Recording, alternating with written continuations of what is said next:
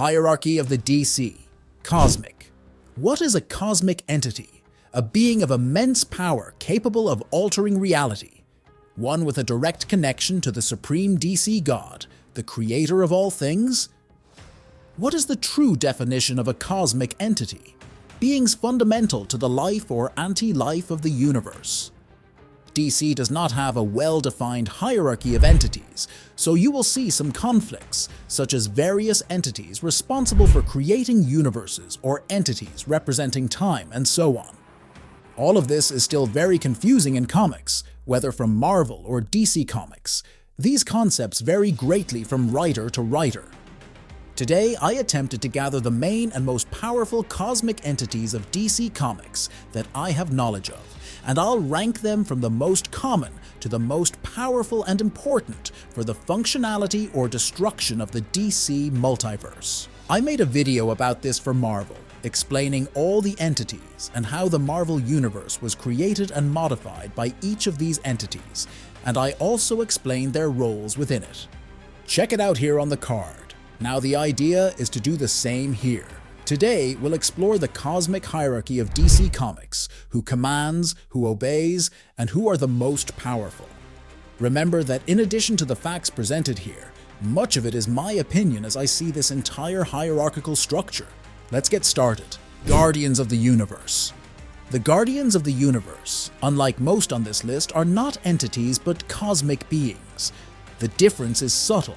They are not inherently part of the cosmic balance of the universe, and they are not representations of something. However, their race, the Malthusians, is one of the oldest in the universe. They divided into 3 different types: the Guardians, the Zamarons, and the Controllers. All 3 had impacts on the universe, such as the direct and indirect creation of all emotional spectrum core. They are part of the ancient creation of the Anti-Monitor, the creation of the Sun Eaters, the destruction of Sector 666, and much more. They are one of the most powerful races, and thanks to them, the universe can have something resembling order. Despite everything, they are not as powerful as others on this list. I would say their potential for destruction is galactic, while the next ones are multiversal level. But if they are not entities, why are they in the video? Simple, I would say that below the entities are the Guardians in the hierarchical order of the universe. They are highly respected and command the largest police force in the universe. Practically everywhere in the universe, they are known for guarding the planets, and it would not be fair not to mention them. Gods. Here are the ancient and new gods, as there is not a significant difference between them in terms of hierarchy or power. Within both classes, there are weaker and more powerful gods, led by Zeus and the Celestial Father, respectively. There are also the new gods of Apocalypse, but Darkseid in particular will rank a bit higher on the list. The gods are so powerful that even the Guardians were afraid to get involved in a fight involving Ares and Mr. Mxyzptlk, showing that both are superior to the group of cosmic beings. The Celestial Father controls the equation of life and has direct contact with the source itself. Hercules was once able to instill fear in Ares and even knock out Superman and so on. They are extremely powerful beings, and there is only one unique version of each outside the multiverse. But the next beings on the list are more powerful and hierarchically above the ancient and new gods. So this position in the list, demons. Of course, not all demons are in this position on the list. Despite the infernal dimension being outside the multiverse on the old map published by DC, not all demons have a multiversal level. Most of them are quite weak, but I would like to highlight the demon Trigon. He is often underestimated by DC comic fans. During the crisis on Infinite Earths, he was shown on the Monitor as being on an equal level with the Spectre. He has fought against Mr. Mxyzptlk, and their fight was distorting reality around them. He is a universe conqueror, a god killer, strong enough to threaten the Phantom Stranger. The Phantom Stranger had to be careful when entering Trigon's reality to avoid falling into one of its cracks. Trigon's demon sons claimed that not even presence could take him away from there. He has a refined control of soul manipulation, resurrecting an angel, and claimed that if it weren't for the army of heaven, he would attack the creator himself. So don't be misled by DC animations. This guy is ridiculously powerful. Some demons with more prominence but less power are Etrigan and the First of the Fallen, often confused with Lucifer, but they are two different characters. Lords of Order and Chaos. Two groups of characters that have undergone significant changes in their origin story are the Lords of Chaos and Order. They are powerful magical beings who view magic as opposites, and in some origins are as old as the Malthusians. The Lords of Order can materialize a physical body on Earth to act, or more commonly, create artifacts with portions of their powers. The most famous is the Helmet of Nabu, which contains a portion of the power of the most powerful Lord, Nabu. Order magic advocates respect for the magical environment as if asking the universe for permission to use magic. In Chaos, they seize this power without thinking about the consequences, not adhering to dogmas or rules.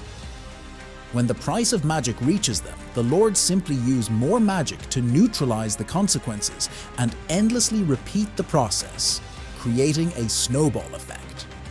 Nabu has been shown capable of restoring part of the multiverse, and some Lords of Chaos have shown the ability to walk between the pages of comics.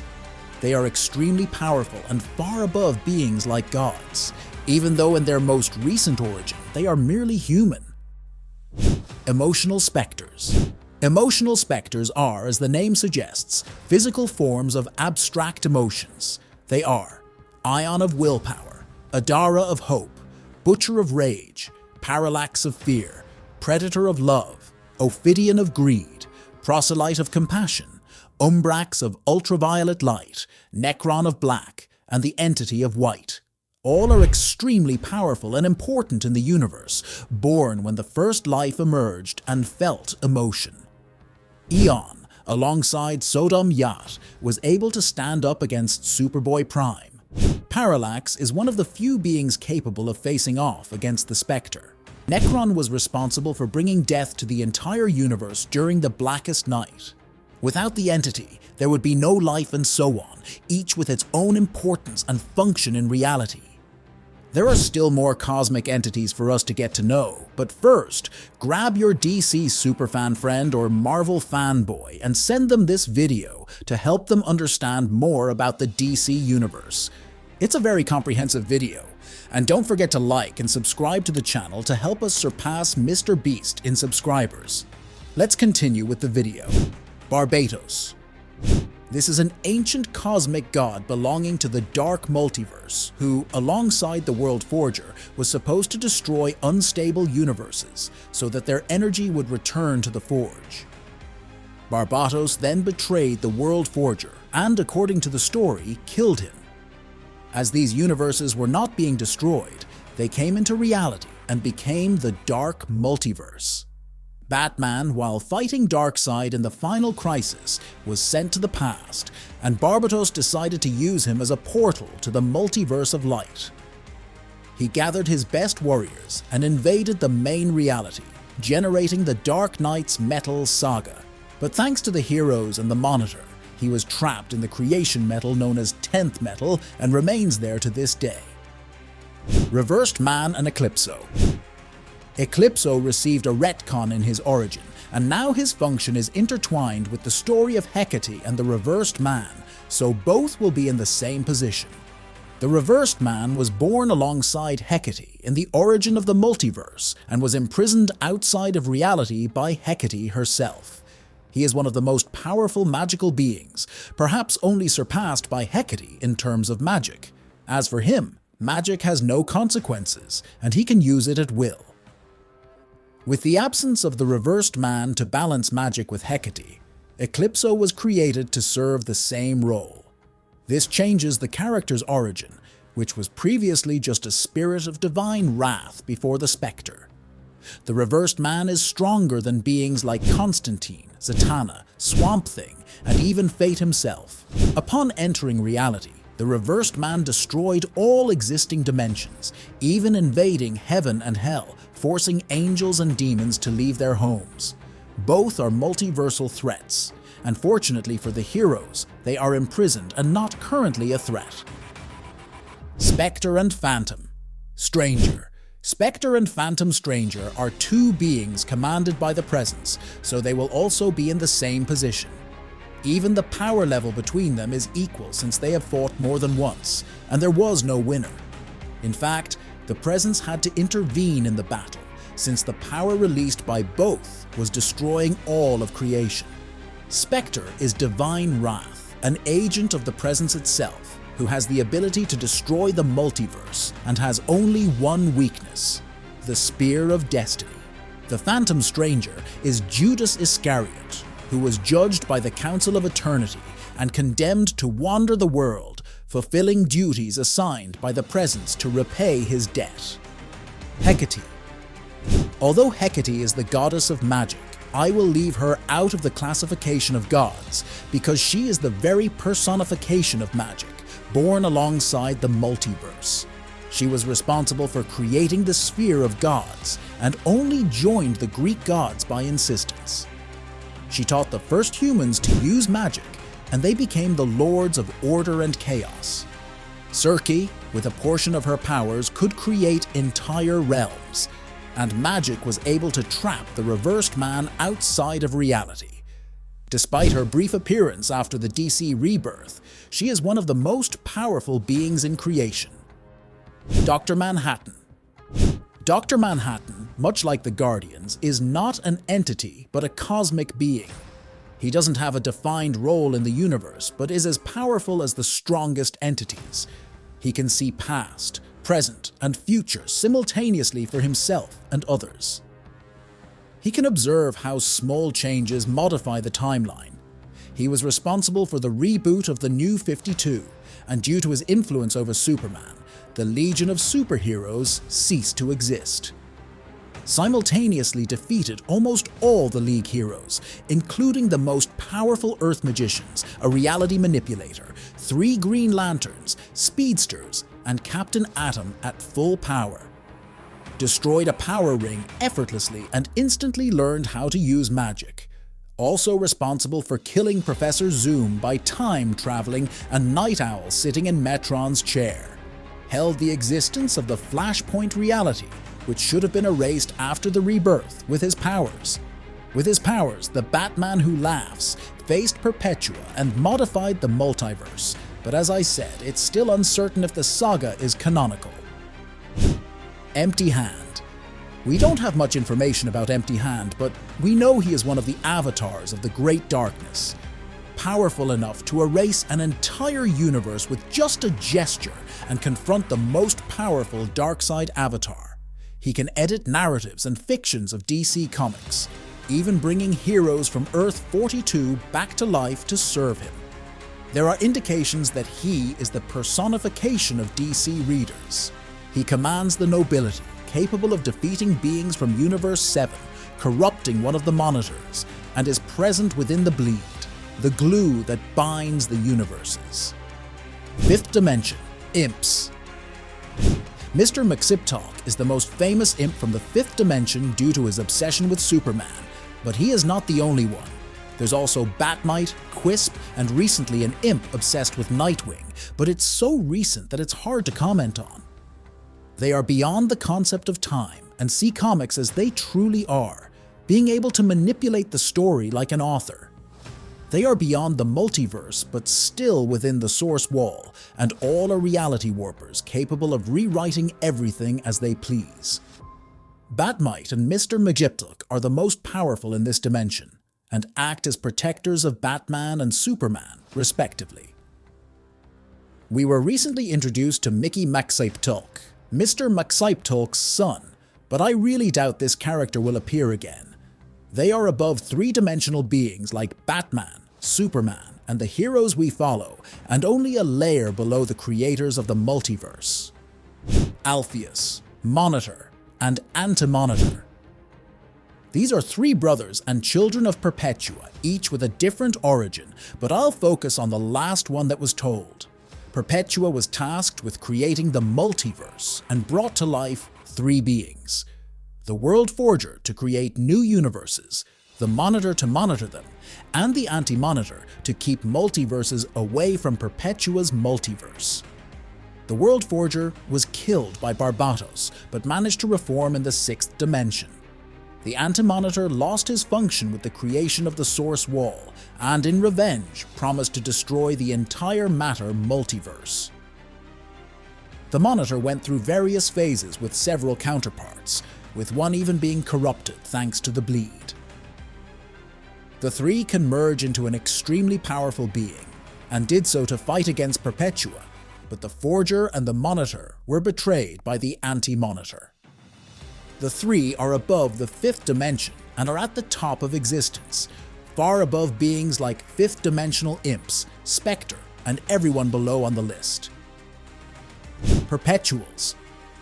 The Perpetuals are 7 siblings who personify fundamental forces of existence, namely destiny, death, dream, destruction, delirium, desire, despair. Each has their role in the multiverse, and they will be the last existing beings when creation comes to an end. They cannot die. If something happens to their bodies, they will reincarnate into a new one and continue their work. Destiny is the oldest, knowing the entire future and understanding that nothing can be changed. He is chained to a book containing everything that has happened or will happen, and he is the only one who can read it. Death is present when we are born and when we die. She is the 2nd oldest and has various aspects within DC, such as Black Flash, Black Racer, Necron, and any other entity that proclaims itself Death. Dream is the Lord of Dreams, responsible for shaping dreams and nightmares. He cannot be defeated in his own realm and has even demonstrated superiority over Mr. Maziptuk. Destruction is the gentlest of the siblings, abandoning his role after realizing it was unnecessary and the universe would continue to function without him. He is the embodiment of change itself. Desire and despair are twins, always side by side, as when a desire is unfulfilled, despair is born.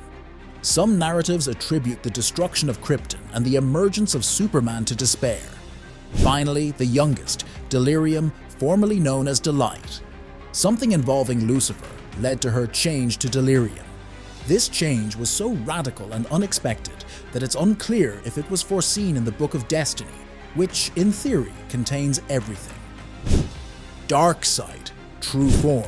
Many people underestimate Darkseid due to his battles with the Justice League, but the most powerful avatars of the entity and his true form are on another level. Starting with the fact that he is completely immortal. When killed, the Source will bring him back to maintain cosmic balance. In a weaker version, he was able to defeat Zeus in hand-to-hand combat. One of his most powerful avatars faced the Anti-Monitor, a being from the 6th dimension. The union of his avatars was able to confront Empty Hand and kill the entire Quintessence with a single blow. The Quintessence includes beings like a Guardian of the Universe, Phantom Stranger, Shazam's Wizard, and Spectre. But his true form surpasses all of this, since Darkseid he transcends the understanding of space and time, casting a giant shadow over the entire multiverse. He is the platonic conceptual evil that applies to all scales. In all instances, his true form is omnipresent, abstract, the end of everything, the supreme evil, only surpassed by beings above this list. So Darkseid is anything but weak, as animations might suggest. Perpetua. It's not certain whether Perpetua remains a canonical character in DC. The last Mega-Saga stated that the multiversal crises were the work of the Great Darkness, refuting Perpetua's saga. However, for the sake of completeness, let's include her. Perpetua is part of a group of celestial beings known as the Hands, directly coming from the Omniverse. Sent by the Source to create her own multiverse and return to the Source, she refused to relinquish her power and planned a rebellion against the Source beings. She created the World Forger, the Monitor, and the Anti-Monitor, each with a role as mentioned before. They realized Perpetua's plans and opposed her, calling the Source to resolve the issue. As a result, she was imprisoned and the Source Wall emerged. Upon her release, she demonstrated the power to confront the Batman who laughs, empowered by Dr. Manhattan and the energy from multiversal crises. She only lost because she was weakened. Even weakened, she can destroy universes as if they were nothing. And like her children, she is in the 6th dimension, the highest layer of the multiverse. Cosmic Raptor and Judges of the Source. We don't have much information about these two characters since they appeared very quickly in only one saga each. The Cosmic Raptor was responsible for imprisoning Perpetua and creating the Source Wall after her rebellion attempt, so we know he is above her. One of the Judges of the Source was shown during the Perpetua and Batman Who Laughs crisis, evaluating the multiverse and how it reached that state. His only accomplishment was invading the minds of beings to discover what happened and resurrecting Metron from his skeleton. Hierarchy-wise, both are above Perpetua, and that's why they are here. Primordial Monitor. The Primordial Monitor, also known as Overvoid, is nothing less than DC's blank canvas. You know the blank space between comic panels? That's the Primordial Monitor. Without it, there would be no DC Comics, let alone all the characters within it. It's as if it were a blank canvas waiting for authors to draw and create the entire universe on it.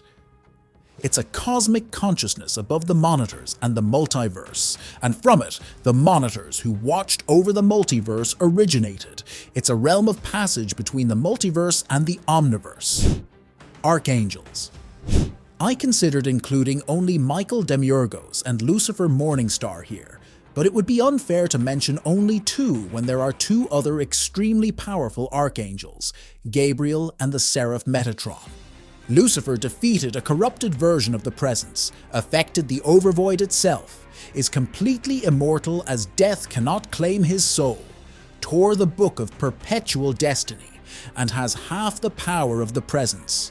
Michael, on the other hand, has been said more than once to be stronger than Lucifer, and that he could have stopped the entire rebellion in heaven with a mere thought. Later, when Lucifer returned to paradise, Michael threatened to expel him again, even treating the Spectre as if he were nothing and possesses the other half of the power of the Presence. Gabriel was alongside the two at the beginning of creation, being the third strongest. He has defeated a weakened Lucifer and an aspect of the Presence. Metatron is the fourth most powerful of the heavenly hosts and the leader of the Seraphim. He is so powerful that at one point he was second in command in heaven, behind the Presence, and even assumed his position when they believed the Presence had died. Many times he is even called an archangel due to his power, but as far as I know, he is officially a seraph. Presence, Elaine Belloc, and Great Darkness. The three will remain in the same position because, in my view, there is no difference in their power levels. Starting with Elaine. She is the daughter of Michael Demiurgos and was trained by Lucifer Morningstar, inheriting the power of both. She defended creation against the Presence itself and took its place when God abandoned reality. She was even able to create a second multiverse after Michael's death. Essentially, she became the new Presence at the end of the Lucifer comic series. The Presence is the creator of both Lucifer and Michael, indirectly creating the multiverse. He held all existence, space, and time in his hands as if it were a small sphere. Defeated Trigon, Eclipso, and other powerful villains who came against him all at once. He is the closest to omnipotent, omnipresent, and omniscient in DC Comics, and is responsible for creating the Spectre and commanding the Phantom Stranger. On the other hand, the Great Darkness is the only thing in existence not created by the Presence. It is so powerful that the two made an agreement not to attack each other. The Spectre, in comparison to its physical form, is nothing more than an ant. After a retcon, it was said to be responsible for influencing multiversal crises throughout the years in DC. It's as if one is the counterpart of the other, light and darkness, goodness and evil. two sides of the same coin. Pralaya. Yes, Pralaya by mention is more powerful than the presence and its counterparts. I say by mention because she doesn't have significant appearances in comics, but she claims to be of an extremely high level. She hasn't even appeared in her true form because anyone who looked at her would die instantly. She is the personification of nothingness, emptiness, the very non-existence to which the entire multiverse goes with each rebirth. She was able to erase all existence, leaving only a few members of the Dark Justice League who restored everything that exists. She claims that in the end times, the presence would fall into her darkness. So, by deeds, she ranks below, but if we consider her claim to be above the presence, she is second in the cosmic hierarchy. Retcon Corporation, Eonymous. These folks here are not well known. They only appeared in one issue of the 2016 Doom Patrol, yet they surpass everyone on this list. The Retcon Corporation is responsible for maintaining the entire DC Comics in a place called the Final Heaven, a location outside the Primordial Monitor itself. They can reach any universe or reality, take the stories, and generate entertainment with them. Ruling the place is the god of superheroes, the master of everything real and imaginary. There, they have a button that can cancel the entire DC continuity and create something completely new, which would be the metaphysical explanation for the New 52 or any DC reboot. It is revealed that all created characters are representations of dreams, fears, and ideas of the writers, with the goal of generating content for beings known as Eonymous. These are small beings in front of a television watching the stories, and if they lose interest, everything would be cancelled, and it would be the end of all DC. It represents us, the readers and the writers, scriptwriters and artists of the comics, and this undoubtedly is the greatest power of all. They dictate everything, even how the versions of the presence itself will be. If you enjoyed this video, help me reach at least 1/3 of Mr. Beast's subscriber count. I know we can do it. There are many nerds around here. So subscribe to the channel and hit the like button.